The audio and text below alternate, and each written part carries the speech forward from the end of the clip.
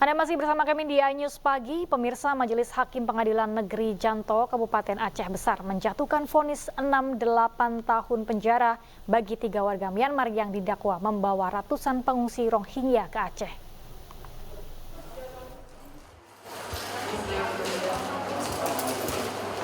Majelis Hakim Pengadilan Negeri Janto Kabupaten Aceh Besar menjatuhkan vonis 6 dan 8 tahun penjara bagi 3 warga Myanmar yang didakwa membawa ratusan pengungsi Rohingya ke Aceh.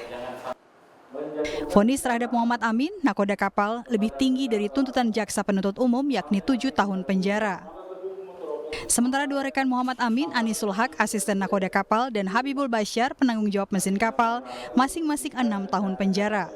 Ketiga warga Myanmar ini terbukti melakukan tindak pidana penyeludupan manusia yang diatur pada pasal 120 ayat 1 Undang-Undang Nomor 6 Tahun 2011 tentang keimigrasian, jungto pasal 55 ayat ke-1 KUHP. Pasca putusan vonis Majelis Hakim pada Rabu lalu, kuasa hukum terdakwa menyebutkan pihaknya akan mengajukan banding. Kalau dengan pledoi kita kemarin itu jelas kita minta bebas. Berarti kalau kita sudah minta bebas, itu pasti kami akan melakukan banding terhadap putusan pengadilan ini.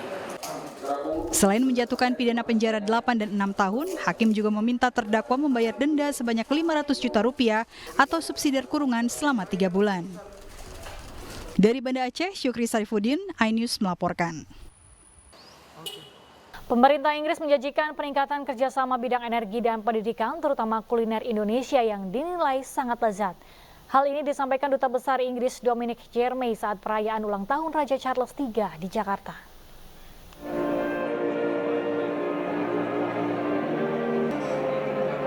Malam perayaan ulang tahun Raja Charles III berlangsung meriah di Jakarta. Sejumlah pejabat dan menteri dari Kabinet Indonesia Maju tampak hadir, termasuk Menteri Energi dan Sumber Daya Mineral Arifin Tasrif, Menteri Perhubungan Budi Karya Sumadi, serta Menteri Agraria dan Tata Ruang Agus Harimurti Yudhoyono. Duta Besar Inggris untuk Indonesia dan Timor Leste, Dominic Jeremy, didampingi oleh Duta Besar Inggris untuk ASEAN, Sarah Tiffin. Acara ini juga untuk menandai 75 tahun hubungan bilateral Inggris dan Indonesia. Work together on saving our planet from climate change, critically important contribution by Indonesia at COP26, which the United Kingdom hosted, and we continue to work together on climate change, and we work together in a challenging geopolitical world for peace in the United Nations and in many other parts around the world. Saat dunia diserbu beragam masakan Asia seperti Korea dan Thailand, kuliner Indonesia tampaknya harus siap bersaing memasuki Inggris.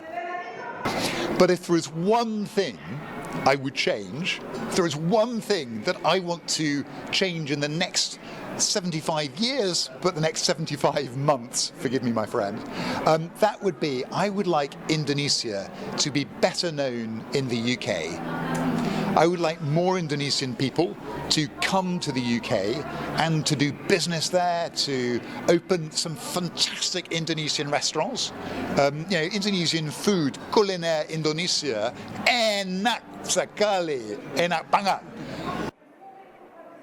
Selain Amerika Serikat dan Australia, Inggris termasuk negara yang paling diminati kaum muda Indonesia untuk melanjutkan pendidikan tinggi. Setiap tahun pemerintah Inggris menawarkan beasiswa Chevening yang menyasar warga negara-negara berkembang. Dari Jakarta, tim iNews melaporkan. Ratusan massa aksi dari berbagai ormas Islam di Makassar berkonvoi dan mendatangi serta menyegel tempat makanan siap saji, dan aksi itu sebagai bentuk dukungan dan mengecam serangan yang dilakukan Israel terhadap Palestina. Hari ini adalah salah satunya adalah kita peduli terhadap Allah. Sambil membentangkan bendera Palestina, ratusan massa aksi dari berbagai ormas Islam di Makassar berkonvoi dan mendatangi tempat makanan siap saji di sepanjang Jalan Andi Pangeran Petarani, Kota Makassar, Sulawesi Selatan.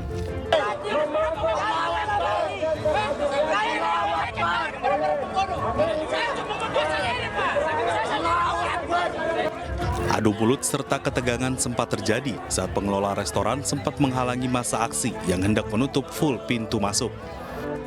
Selain memboikot produk yang dianggap berafiliasi dengan Israel, massa aksi juga memasang stiker sebagai tanda penyegelan dan melarang operasional karena dianggap mendukung Israel.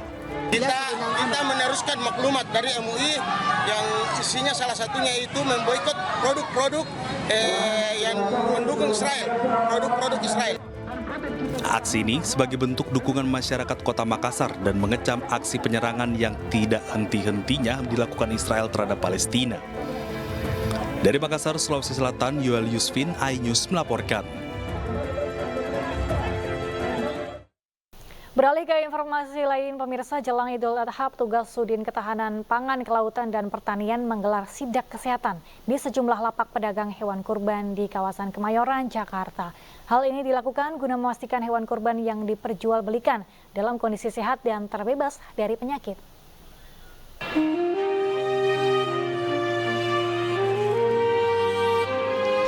Inspeksi mendadak hewan kurban digelar petugas Sudin Ketahanan Pangan, Kelautan, dan Pertanian Jakarta Pusat di sejumlah lapak penjual hewan kurban di kawasan Kemayoran Jumat pagi.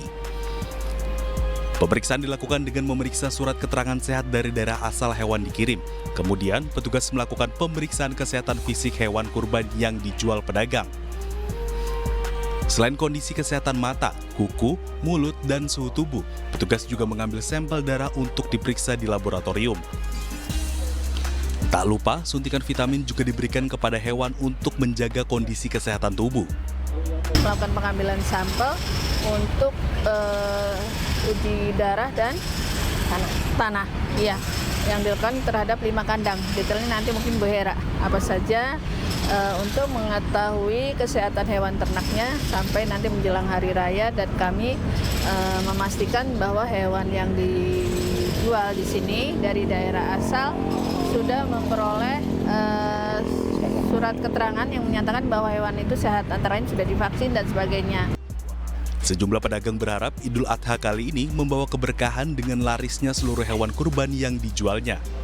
Harapannya laku semua sampai hari-harinya. Sampai hari-harinya laku semua, sehat semua.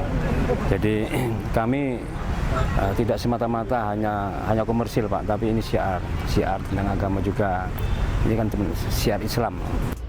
Diketahui, sidak kesehatan digelar guna memastikan hewan kurban yang diperjualbelikan terbebas dari penyakit kuku dan mulut, serta penyakit menular berbahaya lainnya seperti antraks atau tidak layak dikurbankan secara syariat Islam.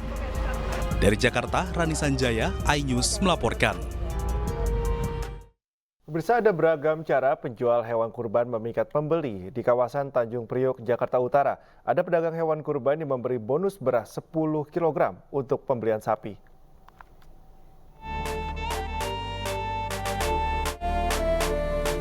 Ada yang unik di lapak penjualan hewan kurban di Jalan Jati Raya, Sungai Bambu, Tanjung Priok, Jakarta Utara. Terpampang sebuah spanduk bertuliskan bonus 1 karung beras bagi yang membeli sapi. Tak hanya itu, rupanya penjual juga memberikan layanan salon gratis untuk hewan kurban berupa sapi yang telah dibeli. Sapi yang dibeli dimandikan dengan sabun, lalu dipijat dan dihias dengan pita.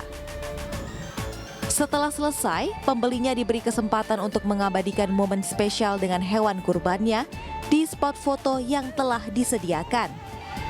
Bahkan, penjual juga memberikan bonus 1 karung beras seberat 10 kg kepada pembeli hewan kurban. Layanan ini tentu saja mendapat respon positif dari pembeli, apalagi harga beras saat ini yang sedang tinggi.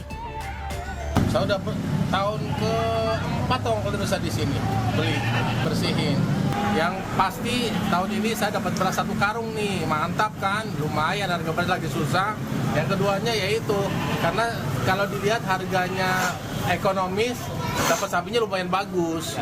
Dibersihkan supaya rileks, setelah dibersihkan disabuni dengan